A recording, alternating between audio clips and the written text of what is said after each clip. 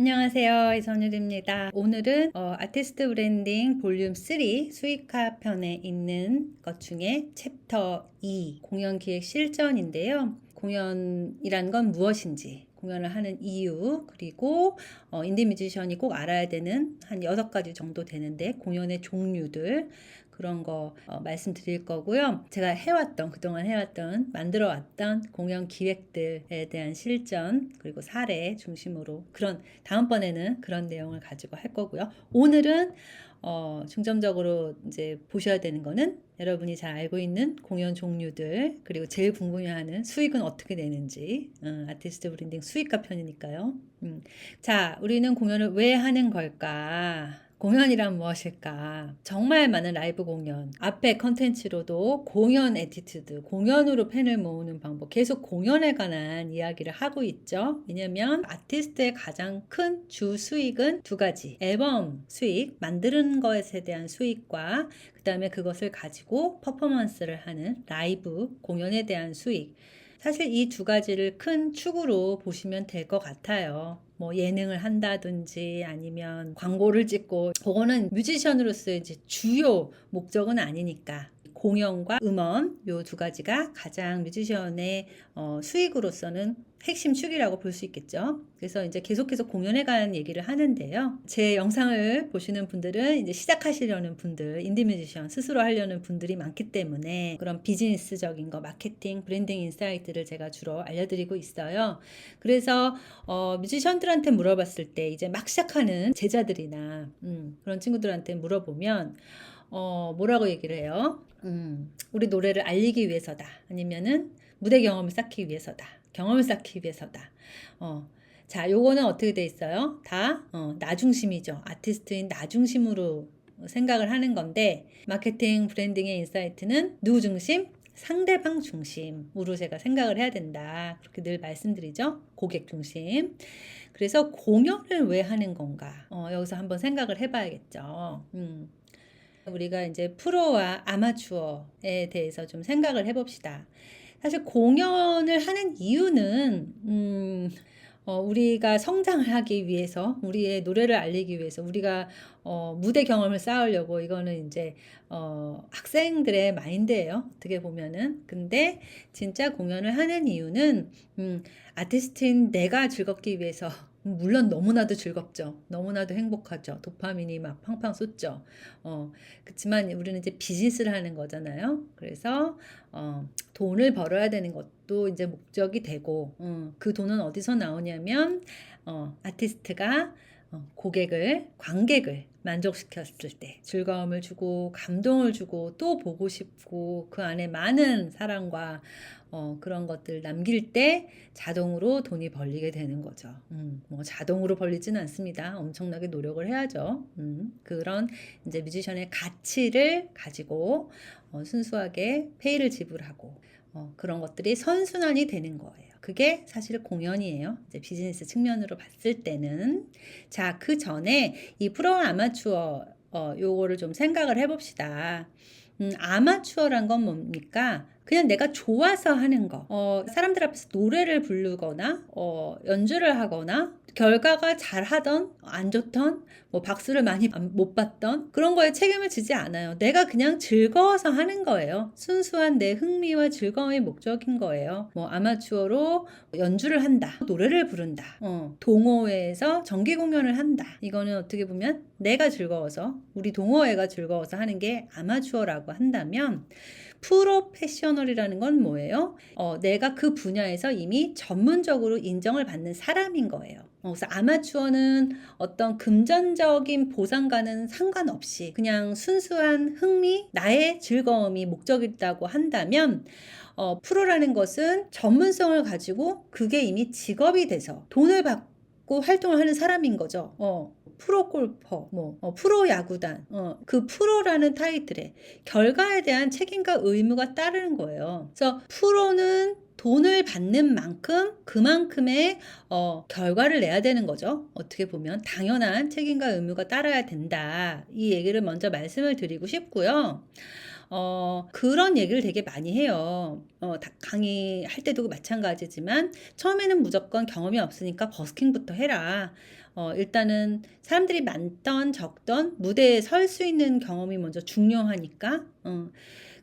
물론 버스킹 공연도 즐겁고 재밌죠. 내가 재밌자고 하는 거면. 근데 그거는 이제 아마추어의 마인드고, 반드시 이제 저는 유료 공연을 추천을 해드려요. 순수하게 내가 경험을 쌓기 위해서 한번 나가서 나도 한번 뭐 해보자. 이럴 때는 버스킹이 부담이 없이 할 수는 있지만 나중에 어느 정도의 단계가 된다면 프로로서 버스킹 공연을 할 때는 조금 더 기획적인 공연을 해야 된다. 그건 이제 다음 편에 제가 말씀을 드릴 건데, 그 전에 제가 요 얘기를 되게 많이 해요. 당장 오픈마이크 신청하셔서 홍대 시내 진출해서 공연을 해라. 왜 그러냐면 10,000원이라도 받고 돈을 공연을 해보는 오픈마이크가 됐던, 이건 이제 팁박스랑은 개념이 달라요. 티켓을 판매를 해서 돈을 받고 공연을 해보는 경험은 완전히 다릅니다. 왜냐면 책임감 자체가 달라요. 그러니까 버스킹 공연도 제가 나중에는 좀 기획 공연처럼 포스터를 먼저 만들고 언제 우리가 공연을 합니다라는 공지를 하고 이렇게 모객이라고 하거든요. 관객을 끌어오는 행동을 해야 된다라고 제가 자꾸 말씀을 드리는 건, 그런 어떤 행동이 이 공연을 대하는 아티스트의 자세가 달라진다는 거예요. 그래서 버스킹 공연을 하는 것도 의미는 있지만 저는 자꾸 이제 홍대 씬으로 들어와서 뮤지션들이 이렇게 서식하는 이곳으로 와서 오픈마이크 공연부터라도 돈을 받고 해보는 경험을 쌓아라 라는 측면에서 자꾸 추천을 드리는 거거든요. 단순히 티켓이 뭐 10,000원이다 5,000원이다 티켓 가격보다는 그 공연장에 오기까지 관객은 어떻게 해요? 교통비, 그 다음에 시간, 내 에너지, 체력, 이런 것들이 다 10,000원 이상의 것을 지불을 하고 오는 겁니다. 그런 걸 우리가 기억을 한다고 하면 그 오픈마이크를 준비하는 자세가 달라지겠죠. 그리고 요즘 시대는 어떠냐면은 기회비용이라고 하죠. 사람이 여기까지 온 거, 이 시간이 돈보다 훨씬 비싼 가치, 비싼 비용인 거예요, 결과적으로. 그래서 이런 것들을 우리가 아티스트가 관객이 지불한 비용이 단순히 10,000원의 티켓값이 아니라는 것을 기억을 한다고 하면 그 이상으로 우리는 프로 뮤지션으로서 만족을 드려야 된다. 관객을 즐겁게 해줘야 된다. 감동을 줘야 된다. 그게 어떤 뭐 태도나 멘트나 퍼포먼스는 당연히 말할 것도 없지만 이런 사실을 인식하는 순간 내가 공연을 준비하는 마음가짐이 완전히 달라져요. 내가 유료 공연을 하지 않고 그냥 버스킹만 계속하고 있다라는 것은 어떻게 보면은 좀 세게 말하면 게으르다고 생각할 수도 있어요. 그 두려움을 이겨내야죠. 그 책임을 갖고 해야 되는 것을 이겨내야 나도 실력이 느는 거고. 그래서 시작을 꼭 하셨으면 좋겠다. 오픈마이크 공연을 하셨으면 좋겠다. 이건 정말 제가 누누이 강조를 드리고 상담 때도 많이 말씀을 드리는 부분이에요. 왜냐면 여기서 앨범 낸 다음부터 이제 어떻게 해요? SNS 계정도 잘 만들었어. 뭐 이런 것도 잘, 뭐 사진도 올렸어. 그 다음 뭐예요? 뭐 하긴요? 공연하셔야죠. 그럼 공연 어떻게 해요? 공연 그렇게 하시면 돼요. 버스킹 공연을 하든지 오픈마이크 공연을 하든지 이 뮤지션들이 있는 곳으로 들어오셔야죠. 그래야 뮤지션으로서 본인의 정체성이 바뀌는 거죠. 자, 얘기가 좀 샜는데 가수 싸이가 옛날에 유키즈에 나왔었을 때 공연이 문화업이 아니다. 공연은 예술업이 아니다. 서비스업이라고 생각한다. 저는 이 한 문장이 그냥 다라고 생각을 합니다. 그러니까 저 이 얘기를 굉장히 강조하는 거는 너무 학생의 마인드, 예술가의 마인드의 장인 정신, 물론 좋아요. 그때는 내가 기술을 연마해야 되는 그 시기에는 그때는 어떻게든 내가 프로페셔널한 어떤 경지에 오르기 위해서는 부단하게 노력하는 단계가 있겠죠. 근데 그 다음 단계, 정말 이제 앨범을 내고 활동을 시작한 이 단계가 오면은 아마추어가 아닌 프로로서 비즈니스를 창출하기 시작하는 그 단계인 거거든요. 그때는 마인드가, 계속해서 제가 마인드를 말씀을 드리는데, 장인 정신의 마인드보다는 비즈니스 업을 잘 아셔야 돼요. 이 뮤직 비즈니스, 음악 산업을 아셔야 돼요. 음악 산업이라는 거는 우리가 흔히 미디어에서 뭐 JYP는 어쩌다, 뭐 하이브는 어쩌다, 뭐 뉴스의 뭐 논란, 뭐 뉴진스 이야기, 뭐 이런 것들만 비즈니스가 아니에요. 주식이 뭐 올라가고 내려가고 일론 머스크가 스페이스X를 뭐 애플이 뭐 이런 것만 비즈니스가 아니거든요. 버스킹도 돈을 받고 공연을 하면 그것도 비즈니스고, 앨범을 내서 스트리밍 사이트에 올라왔어. 그리고 거기서 뭐 정말 뭐 10원, 15원, 뭐 100원 이렇게 미비한 금액을 받더라도 그건 비즈니스 창출이 시작이 된 거예요. 그걸 이제 얼마나 더 많은 매출을 끌어내느냐가 이제 비즈니스인 건데, 그걸 이제 알려면 그 분야를 알아야 된다라는 얘기예요. 자, 그래서 예술가가 아닌 고객을 모시는 업주의 마음으로 무대에 오른다. 너무나도 맞는 얘기죠. 관객이 돈이 아깝다 라는 생각을 단 1초도 못하게 만들죠. 정말 새벽까지 밤새도록 뭐 온라인 스탠드니 뭐 흠뻑쇼니 이런 브랜드 공연을 만들었잖아요. 하나의 어떻게 보면 싸이가 문화가 돼버린 거죠. 아이콘이 돼버린 거죠. 그 공연 문화를. 그런 식으로 뭐 티켓 오픈과 동시에 전성 매진을 하고 매년 그 흠뻑쇼가 하기를 기다리고 이렇게 어마어마한 뭐 페스티벌급의 공연이 된 거예요, 이제는. 그래서 그런 마인드를 갖고 있기 때문에 어떻게 하면 관객들이 더 즐겁게, 어떻게 하면 이 티켓 값의 10배, 20배 이상의 뽕을 뽑을 수 있게 할까? 이런 것들을 생각하다 보면은 이렇게 되는 거죠. 마인드가 그렇게 가 있으면. 그래서 표를 샀던, 자리를 메꾸기에서 초대권으로 왔든 관객은 이미 그만큼 충분한 비용을 지불을 했다. 이 관객들의 시간을 아깝지 않게 만들어야 될 책임은 누구한테 있어요? 공연장 사장님한테 있어요? 아티스트한테 있어요. 아티스트한테. 그걸 반드시 기억을 하셨으면 좋겠다. 자, 그래서 오늘 얘기를 중점적으로 할 건데요. 인디뮤지션이 알아야 할 대표적인 공연 6가지입니다. 버스킹 공연이 있고요. 제일 먼저 시작할 수 있는 거. 그 다음에 이제 궁금해하시는 요거, 뭐 기획 공연은 어떻게 시작하는 건가요? 뭐 이렇게 뭐 요것도 많이 물어보세요. 이제 시작하시는 분들이 많으니까. 요거. 그 다음에 단독 공연, 쇼케이스, 그다음에 여러분의 뭐 로망, 이 얘기도, 저는 페스티벌에 서는 게 꿈이었어요. 뭐 이런 분들도 많으시죠. 페스티벌 공연, 그리고 각종 경연 대회, 일단 방송, 뭐 이렇게 한 6가지 정도 되는 것 같습니다. 요거를 하나씩 지금 살펴볼게요. 자, 첫 번째, 앞서서 제가 좀 말씀을 드렸는데요. 버스킹 공연이죠. 가장 쉽게 현실적인 출발점이죠. 이거는 자작곡이 없어도 되니까요. 어떤 뭐 무대가 있거나 이런 거는 아니고 야외 공간이죠. 그래서 길거리에서, 공공장소에서 자유롭게 진행하는 공연인데요.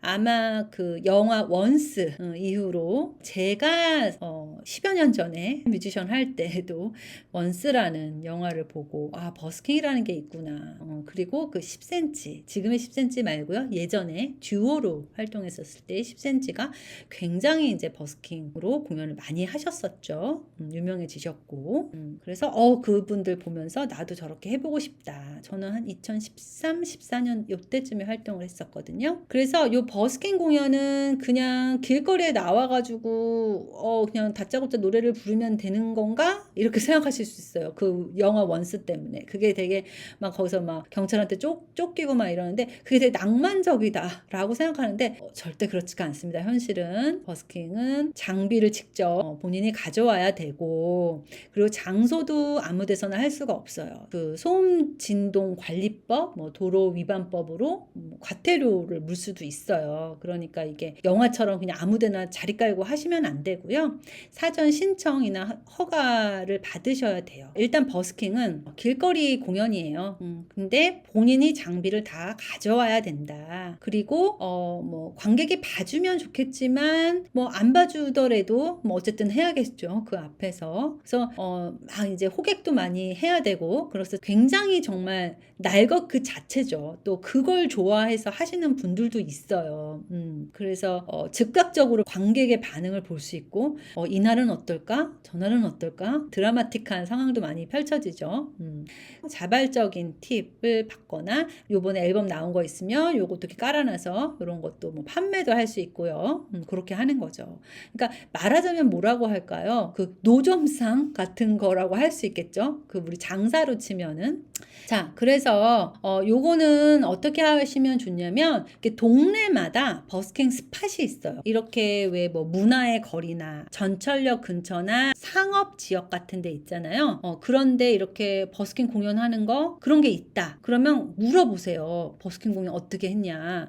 아무나 자리 깔고 하는 게 아니니까. 근데 그 물어보면은 그 뭐 시청이 됐던 구청이 됐던 버스킹 이렇게 검색하시면, 거리 공연 검색하시면 거기 신청하는 양식이 있고, 그래서 그걸 신청을 하셔서 지정된 시간에 지정된 날짜에 공연을 할 수 있다. 그런 것들이 설명이 잘 나와 있어요. 그리고 또 한 가지 팁은 그 공원마다 전기를 무료 쓸 수 있는 이런 무대가 있어요. 그래서 그런 것도 그 공원 관리소나 아니면은 뭐 제가 사는 곳은 이제 파주니까 뭐 파주시청이나 뭐 이런 데다가 전화를 해서 물어보면은 어떻게 하면 된다. 간단한 양식 같은 거에서 신청해서 그 무대를 무료로 빌릴 수가 있어요. 뭐 그런 것도 생각해 보시면 좋다. 요 얘기는 제가 이제 실전편에 다음 회에 제가 더 자세하게 말씀드리겠습니다. 제가 과거에 했던 방법들. 그래서 버스킹 공연은 아마추어가 됐던 이제 막 시작하시는 분들이 현실적으로 내가 공연을 해볼 수 있는 가장 좋은 방법인 거죠. 어떻게 내가 공연을 해야 되지? 버스킹 하시면 됩니다. 버스킹. 자, 두 번째는 기획 공연인데요. 인스타그램이나 뭐 이런데 뮤지션들 이렇게 팔로우업 하시다 보면은 포스터 이렇게 있고, 거기에 뭐 뮤지션들 누구 있고, 뭐 클럽 FF, 뭐 클럽 빵, 뭐 카페 언플러그드, 무슨 공연합니다. 이렇게 라인업 나와 있고, 이런 거 보셨을 거예요. 그래서 이 기획 공연은 어떻게 하는 거예요? 이렇게 또 많이 물어보시는데 오디션 보시면 됩니다. 자, 이 기획 공연은 뭐냐면 라이브 클럽이나 먼데이 프로젝트나 기획을 하시는 그런 곳이 있어요. 공연 기획을 만들어주는. 라이브 클럽을 갖고 있는 뭐 FF나 뭐 클럽방이나 이런 곳은 뭐 사장님이나 거기 매니저, 실장님 분들이 이렇게 팀을 보고 선별을 해서 한 세네 팀, 서너 팀 정도를 섭외를 합니다. 보통은 팀당 한 30분 정도 러닝 타임이고요. 한 6곡 정도를 라이브를 할 수가 있거든요. 이게 이제 보통 일반적으로 이렇게 해요. 그래서 한 4팀 정도 뭐 이렇게 하는 것 같아요. 그래서 여기를 가면 그래도 어떤 득을 볼 수가 있어요.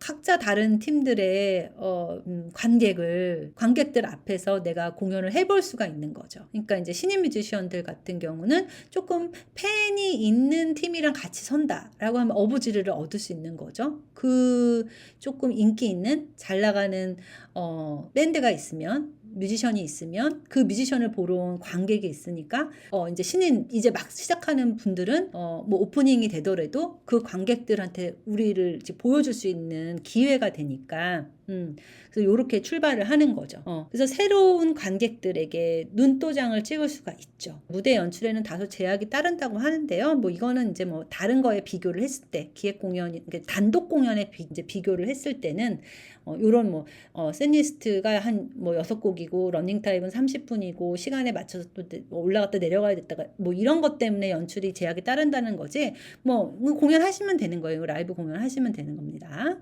그래서 대표적인 클럽은 제가 이제 서울권 위주, 홍대 위주로만 이제 작성을 했는데 이거 많이 검색해 보시면은 있어요. 그래서 대표적인 클럽이 홍대 FF, 클럽빵, 그리고 뭐 카페 언플러그드, 우주정거장이라는 곳도 있고요.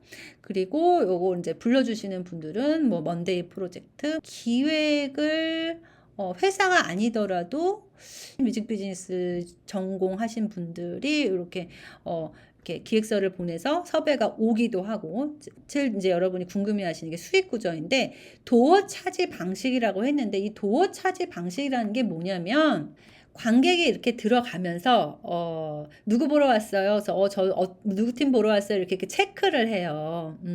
그 티켓이 많이 팔린 그 숫자대로 돈을 나누는 거예요. 관객 입장료, 티켓 수익을 가지고 분배를 하는데 n분의 1 정산을 한다. 다만 그거는 온 팀에 따라서 차등이 있다.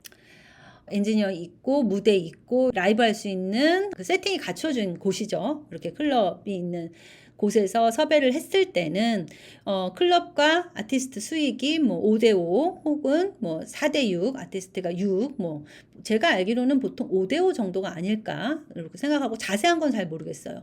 그렇게 해서 그 남은 금액을 가지고 수익 분배를 아까 차등으로 분배를 한다. 보통 일반적으로 이렇게 하고 있습니다. 그리고 기획사 주체인 경우는 뭐 먼데이 프로젝트죠. 대표적으로 대관료랑 뭐 운영하는 거 전반. 그러니까 대관료죠. 가장 큰 게 이제 정확하게 이렇게 수익에 관한 그 정산이 와요.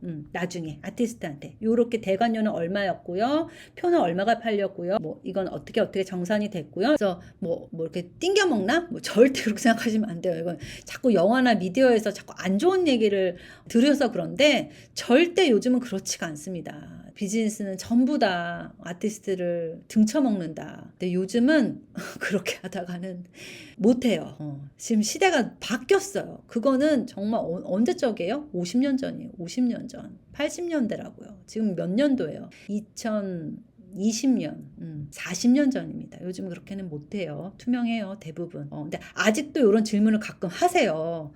핵심은 뭐냐면 상생 협업 수익 구조예요. 그렇기 때문에 누가 더 적극적으로 관객을 유치해야 될까요? 클럽 공연장이 유치해야 됩니까? 물론 클럽 공연장은 열심히 포스터 만들고 또 홍보하고 합니다. 근데 제가 봤을 때는 아티스트가 홍보를 안 해요. 그래서 제가 자꾸 이런 영상을 만드는 거예요. 결국은 누굴 보러 와요? 아티스트를 보러 오는 거예요. 아티스트 공연을 보러 오는 거예요. 적극적인 관객 유치를 하셔야 돼요. 열심히 포스터 올리고 3번씩 한 달 전에 올리고 일주일 전에 올리고 당일날 올리고 3일 전에 올리고 그래서 열심히 홍보를 하셔서 내 공연을 보러 오게 해야 된다. 어부지리 해가지고 기회를 얻으려고 하지 말고 내가 열심히 해서 모객을 하셔야 된다. 나를 보러 오는 관객이 뭐 빵명이다. 그러면은 다음에 또 이거 세워주지 않죠.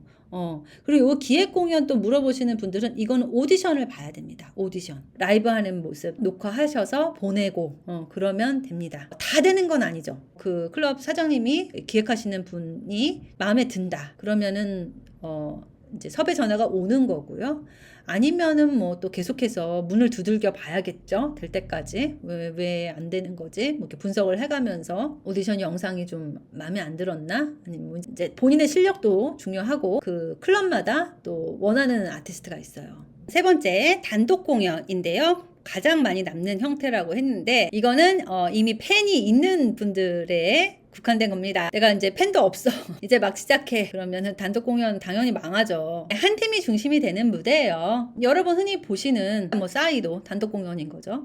그리고 뭐 잔나비 공연도 단독 공연이죠. 이렇게 한 아티스트가 중심이 되는 무대고 연합 공연이 아니다. 그 말씀 드리는 거고요. 소속사 없이 아티스트가 이제 회사가 돼서 얘기를 할 때 이 단독 공연도 직접 만들어 나가야 되니까 이거는 그냥 사실 굉장히 힘들어요. 초대받아서 섭외받아서 하는 라이브 공연은 다 주최 측이 그런 것들을 해주기 때문에 가서 내가 할 거 라이브 공연만 잘 하고 오면은 되지만 내가 이거는 모객도 해야 되고 포스터 제작도 해야 되고 이제 공연장도 예약을 해야 되고 이거는 생각할 게 정말 많아요. 이거야말로 진짜 비즈니스거든요. 그래서 이거는 그냥 라이브 공연이 아니에요. 전체가 하나의 프로젝트다라고 마음으로 하셔야 됩니다. 뭐부터 불러야 되지? 앵콜은 뭐 해야 되지? 이렇게 자꾸 셋리스트부터 생각하시는데 그거는 이제 아티스트 입장이고요. 잠깐 이렇게 비즈니스 기획자 입장으로 돌아오셔서 철저한 시작부터 예산 세우기랑 모객 전략이 필수예요. 대관부터 홍보 말할 것도 없죠. 마케팅 그 다음에 현장 운영하고 전체적인 거를 설계를 해야 되죠. 수익 구조는 뭐냐면 전체 티켓 수익 그러니까 정말 티켓 판매 그 다음에 뭐 굿즈나 앨범도 이때 공연 때 뭐 팔면 그것도 수익이 되긴 하는데 그건 이제 빼고 전체 티켓 수익에서 대관료랑 운영비를 뺀 게 순수익이 되는 거죠. 그러니까 요거는 정말 잘 계산을 해야 돼요. 돈만 벌어야겠다라는 마음으로 또 할 수가 없어요. 또 차기도 준비를 해야 되고, 그러려면은 내가 더 여기서 올인을 해야 되고, 그러면서 나의 남는 것도 생각해야 되고, 여러 가지 생각을 많이 해야 됩니다. 우리가 만들고 라이브도 했으니까 순수익의 100%가 우리가 갖는 거지만, 만약에 계산을 잘못했어. 티켓이나 대관이나 이제 모객에 실패를 했어. 그러면 그 적자도 누가 책임져요? 내가 책임져야 되는 거예요. 단독 공연에 로망이 있어요. 이렇게 막 사람들 꽉 차 있는 거 생각하고 이렇게 시작하시면 안 돼요. 자, 네 번째는 쇼케이스인데요. 쇼케이스랑 단독 공연이랑 뭐가 다르지? 똑같은 거 아니야? 영화 GV 같은 거 생각하시면 돼요. 영화 아직 개봉하기 전에 미리 이렇게 시사회라고 하죠. 그런 거랑 비슷하다고 생각하시면 돼요. 그래서 음원 보통 나오자마자 하죠. 그래서 업계 관계자들이나 오랜 팬들 초청해서 진행하는 어떤 발표 행사죠. 그래서 기존에 막 유명한 넘버를 한다기보다는 새로 나온 앨범이 중심이 되는 거예요. 이렇게 신곡을 소개하는 공연이다 보니까 신곡 소개, 제작 과정, 앨범 컨셉에 관한 것들, 그런 어떤 프로모션의 성격이 가장 강하죠. 그래서 이거는 단독 공연처럼 티켓 파워, 티켓 수익을 내는 것보다는 홍보 마케팅에 비용이 투입되는 구조고, 제가 전에 영상에도 그 프로모션, 음원 발매 프로모션에서도 쇼케이스를 아마 프로모션에 넣었던 것도 이런 측면이었던 거예요. 쇼케이스는 수익을 낸다기보다는 지금 나온 앨범의 어떤 라이브 형식의 마케팅인 거죠. 자, 다섯 번째는 페스티벌입니다. 저는 뮤지션이 되는 꿈이 페스티벌에 서는 거예요. 이렇게 낭만적인 뮤지션분들은 정말 낭만적이에요. 저도 과거에 그랬었고 제 인생에서 페스티벌만 서면 소원이 없겠어요.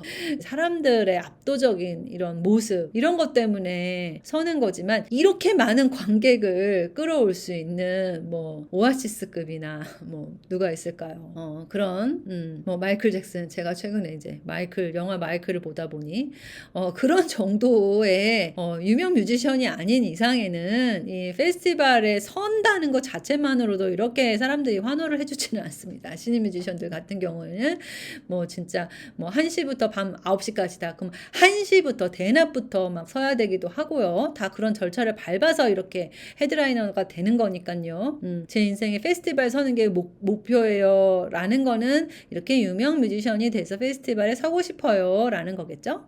자, 그래서 페스티벌의 이 특징은 뭐예요? 대형, 정말 어마어마한 대형 야외 무대이기 때문에 그래서 이 야외 무대고 또 여러 명이 나와서 하는 또 이 연합 무대이기 때문에 리허설 시간이 단독 공연처럼 이렇게 자세히 할 수가 없어요. 또 야외라는 또 특성상 변수가 있어요. 그런 것들도 또 이제 감안하면서, 그리고 모니터링이나 이런 것도 그렇고, 그리고 또 어떻게 보면은 아기자기한 이런 느낌보다는 조금 에너지 넘치는, 직관적으로 그냥 쭉쭉 뻗어나가는 그런 어떤 사운드, 그다음에 무대를 좀 크게 써야 되는 모션. 제가 이제 수익 쪽으로만 얘기를 해야 되는데, 이게 페스티벌도 얘기하려면은 얘기할 게 너무 많아가지고 그런 게 특징이 있다. 그래서 대표적으로는 여러분이 잘 알고 계시는 펜타포트 락 페스티벌, 부산 락 페스티벌이 있고요. 그다음에 그랜드 민트 페스티벌, 뷰티풀 뷰민나가 플레임이 뭐죠?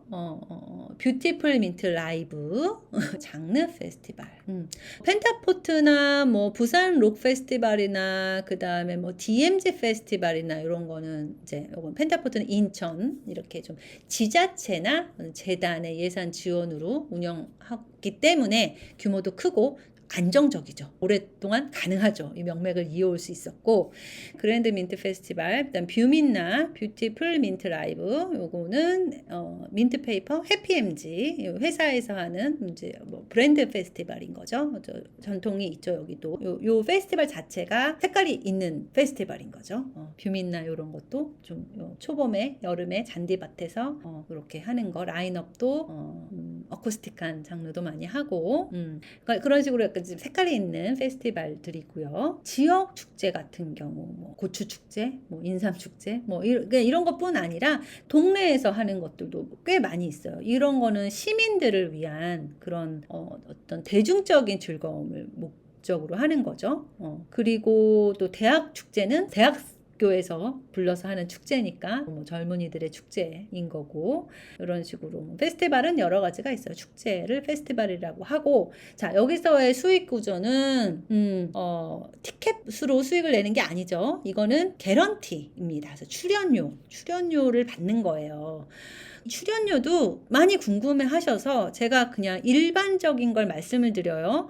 그래서 이제 막 시작하는 신인 라이징이다, 인디 루키다 그러면 한 500만 원 선. 근데 또 제가 여기서 또 유튜브에서 말씀드린 걸로 500만 원이라고 했는데 저희 왜 이렇게 조금 주세요? 이러시면 안 돼요. 이게 진짜 이게 수익이 궁금하기도 하지만 정확하게 알 수 없는 이유는 굉장히 달라요. 이런 쪽의 일은 케이스 바이 케이스, 케바케 이 사정을 얘기를 해서 뭐 우리는 이렇게 하고 있어요. 이렇게 해서 하실래요? 라고 뭐 하는 경우도 있고, 주최자랑 아티스트랑 이제 친분 관계여서 그냥은 안 되지만 그러니까 이제 정말 저렴한 금액으로도 좀 이렇게 설 수도 있는 거고, 이게 너무 달라요. 이렇게 뭐 월급같이럼 되는 게 아니에요. 개런티라는 거는 그렇기 때문에 막 이렇게 FM으로 뭐 여기는 500만 원 줬는데 왜 우리 이거밖에 안 줘요? 이렇게 말씀하시면 절대 안 됩니다. 제가 이제 높아시면 이제 말씀을 드리는 거고요. 보통이 이렇다. 300에서 한 500만 원 정도. 메인 헤드라이너는 이거는 뭐 수천만 원 이상이죠. 뭐 억도 됩니다. 또 해외 뮤지션인 경우는 뭐 말할 것도 없어요. 이제 메인 헤드라인이라는 거는 우리가 이제 그 축제 포스터로 봤을 때 큰 텍스트, 진하고 큰 텍스트, 그리고 뭐 시간으로 봤을 때 가장 마지막에 나오는 분을 헤드라이너라고 보통 합니다. 그분들은 제가 알기로는 한 5천만 원 이상 알고 있어요. 이런 록 페스티벌인 경우에. 그렇다고 또 제 얘기를 너무 믿으시면 안 되고 대충 그렇다. 그렇게 아시면 됩니다. 그 다음에 자, 여기서 핵심은 뭐 이제 개런티가 얼마냐 이게 중요한 게 아니에요. 왜냐면 예를 들면은 제가 과거에도 이승환님이 헤드라인이었던, 제가 요즘 페스티벌 이제 나이가 있어서 구경을 잘 안 가는데 헤드라이너셨어요. 그런데 어떻게 하시냐면 불꽃, 뭐 폭죽, 뭐 레이저, 그 다음에 앞에 이렇게 띄워놓는 어떤 뭐 그런 뭐라 하죠? 주최 측에서 준비해요? 아니에요. 아티스트들이 준비를 하는 거예요. 아티스트들이 그런 것들을. 왜냐하면 개런티가 수천만 원을 받아서 이걸로 뭐 나 한몫 해야지 이렇게 생각하시는 아티스트는 없어요. 오래 남지 않아요. 그런 아티스트들은 다 내가 헤드라이너에 대한 책임감이 있어요. 그렇기 때문에 그걸 만족시켜줘야 된다. 그 정도의 돈을 받으면 그만큼의 나는 퍼포먼스와 라이브로 그 헤드라이너라는 그 책임을 다 짊어져야 되는 거예요. 이렇다는 것도 제가 여담으로 좀 말씀드리는데, 이거는 너무 사실 중요한 일이에요. 그 안에서 내가 무대를 구현하고, 그 다음에 앞으로 또 이 무대에 섰을 때 나는 또 이제 어떻게 보여줘야 되고, 뭐 이런 여러 가지를 생각하면서 페스티벌도 돈만 준다고 바로 서냐? 그렇지 않고요. 6번째는 또 인디뮤지션이 설 수 있는 게 경연대회, 또 그다음에 방송이죠. 제가 묶어서 말씀을 드렸어요. 어차피 다 요 방송 서바이벌도 경연대회 중에 하나이기 때문에, 그래서 요거는 어떤 신인 발굴의 목적인 무대예요. 말 그대로 경연대회이기 때문에, 컴페티션이기 때문에 평가를 받는 자리인 만큼 심사위원들의 또 마음에 들어야 되고, 또 그 이제 나중에는 이제 공연장, 뭐 쇼미더머니 보셔서 아시잖아요. 관객의 호응 이런 것도 또 봐야 되기 때문에 내가 좀 확실한 필살기가 있어야 되겠죠. 여기는 또 경연형으로 또 잘하시는 아티스트들이 있고, 다 아티스트들마다 달라요. 그쵸? 자, 그래서 대표적인 게 이렇게 뭐 4가지. 그래서 페스티벌로 연계된 라이징을 뽑는 그런 무대가 펜타포트 락 페스티벌에는 슈퍼 루키라는 이런 경연대회가 있고요. 부산 락 페스티벌에도 부록 라이징 이어서 여기서 이제 뭐 탑 6에 든다, 뭐 몇에 탑 5에 든다 이렇게 되면은 메인 무대, 그 사람 많은 메인 무대에 설 수 있는 출연권의 혜택이 있고, 또 그 포스터에 내가 이 펜타포트 슈퍼루키에 됐어요 라는 것만으로도 신인 뮤지션으로서는 어때요? 완전히 후광 효과, 이 가치 입증이 딱 되는 거죠. 그러니까 이런 데도 이제 도전을 해보셔야 되고요. 특히 밴드 하시는 분들은 전 무조건 도전하셔야 된다고 생각을 하고요. 지자체가 뭐냐면 지방자치단체. 예를 들면 이제 인천광역시에서 주최하는 뭐 펜타포트 락 페스티벌, 그다음에 뭐 부산광역시에서 주최하는 부산국제 록 페스티벌, 이런 거가 이제 지자체에서 주도를 하는 거예요. 그래서 이제 뭐 인디스당스나 그러니까 뮤즈원, 이것도 지자체 기관, 제가 경기도인 걸로 알고 있고요. 뮤즈원이 코카, 그러니까 어쨌든 이것도 정부 주도인 거예요. 그리고 EBS 헬로루키는 뭐 EBS가 주체가 된 거고, 그다음에 유재하 음악 경연대회도 지자체인 걸로 알고 있어요. 뭐 이제 그게 중요한 거는 아니니까 신인 뮤지션이 도전하기에 좋고, 이것도 다 들어가서 내가 만약에 좀 포크나 아니면 싱어송라이터 쪽이 강해, 그러면 유재하 음악 경연대회가 좀 잘 맞을 거고, 락 페스티벌에 이런 데 좀 최적화가 돼 있어, 힙해, 뭐 이러면은 뭐 인디스당스나 뭐 헬로루키, 이렇게 이것도 성격이 조금씩 달라요. 이렇게 심사위원들의 성향에 따라서. 그래서 여기서도 뭐 제작비나 이제 뭐 컨설팅을 지원을 하고요. 뭐 홍보는 말할 것도 없죠. 그 다음에 이제 뭐 기업, CJ 튠업 굉장히 유명하죠. 그다음 밴드 디스커버리, 밴드 분들이 하셔도 좋고요. 뮤지션 분들. 이거 다 이제 한 번씩 쭉 보시고, 이런 곳이 있구나. 내가 하는 음악 성향이랑 어떤 곳이 잘 맞을까? 이런 것도 좀 생각해 보시면서, 많이 이거는 익숙해지셔야 돼요. 들어가서 제가 여기서 다 말씀드릴 수는 없고요. 그 다음에 방송 서바이벌, 방송 익숙하실 거예요. 싱어게인, 뭐 슈퍼밴드, 뭐 쇼미더머니, 여기는 아무래도 방송이기 때문에 시청률도 중요하죠. 화제성 중요하죠. 그래서 어떻게 보면 개인적인 스토리텔링, 서사, 이런 것들이 좀 있어야겠죠. 내러티브가 있어야겠죠. 방송국에서 잘 봐줘서 만들어주는 것도 있지만 아마 그런 것들을 요구를 하실 거예요. 방송에서는 이제 이야기가 돼야 되니까. 자, 근데 요런 것들은 제가 전략적 레버리지라고 썼는데, 내가 대상을 받는 게 목적이 돼서는 안 돼요. 우리가 뭐 실제로 뭐 쇼미더머니도 그렇고 옛날에 슈스케도 그렇고, 제가 사실은 죄송합니다만 요 두 개 프로는 안 봐가지고 옛날 사람이라, 보면은 1등 했던 사람보다 2등 했던 분들 더 기억이 많이 되고 화제성이 있고 팬덤이 생기고, 이런 거는 1등하고는 조금 다른 것 같아요. 제 생각이에요. 이건 제 의견이에요. 그렇기 때문에 무조건 1등이 해야 돼. 대회 나갔을 때 우리나라 사람들은 정말 1등을 너무 좋아하는데, 그러니까 경연이 최종 목표가 돼서는 안 되고, 그 경연을 통해서 특히 방송 같은 거는 방송에서 화제가 되면은 우리가 정말 릴스 막 뭐 몇백 개씩 올려도 팔로워가 모이지 않는데, 하루아침에 진짜 몇만 팔로워가 되고 이렇게 알려지는 거에는 너무나도 감사한 기회잖아요. 그치만 그 이후에 지속을 해야 되잖아요. 우리는 뮤지션으로 그래도 뭐 몇십 년은 계속 뮤지션의 정체성을 갖고 업을 삼아서 가실 거면 그 다음을 계속 생각을 해야 된다. 그래서 내가 화제가 돼서 알려지는 것도 좋지만 사라지지 않고 오랫동안 뮤지션이 되려면 그 다음은 어떻게 해야 되지? 이걸 기회 삼아서 나는 어떻게 브랜딩을 해야 되지? 이런 것들을 계속 생각을 하셔야 된다. 아티스트 브랜딩의 핵심이죠. 네, 오늘 내용은 여기까지고요. 광고입니다. 아티스트 브랜딩 마스터 클래스. 자, 1대1 상담 채널 하고 있어요. 카톡으로 문의 주시면 됩니다. 여러 가지 물어보시면 돼요. 활동 방향, 뭐 자작곡 만들었는데 뭐 이걸로 음원을 낼 수 있나요? 뭐 이런 거부터 해서 궁금한 거 뭐든지 이제 저한테 물어보시면 되고요. 유료 상담입니다. 자세한 거는 더보기란 봐주시면 될 것 같고요. 그 다음에 인디 뮤지션 데뷔하는 모든 과정, 작곡, 뭐 프로듀싱 뿐 아니라 씬에 안착할 수 있는 뭐 브랜딩, 마케팅, 뭐 여러 가지들, 그 다음에 컨셉 잡고 전체적인 것들 실전 레슨으로 하고 있습니다. 제가 계속해서 해오고 있는 아티스트 브랜딩 수업이랑 뭐 전자책 시리즈가 있어요. 요것도 더보기란 참고해 주시면 됩니다. 영상 봐주셔서 감사합니다. 다음에 만나요. 안녕.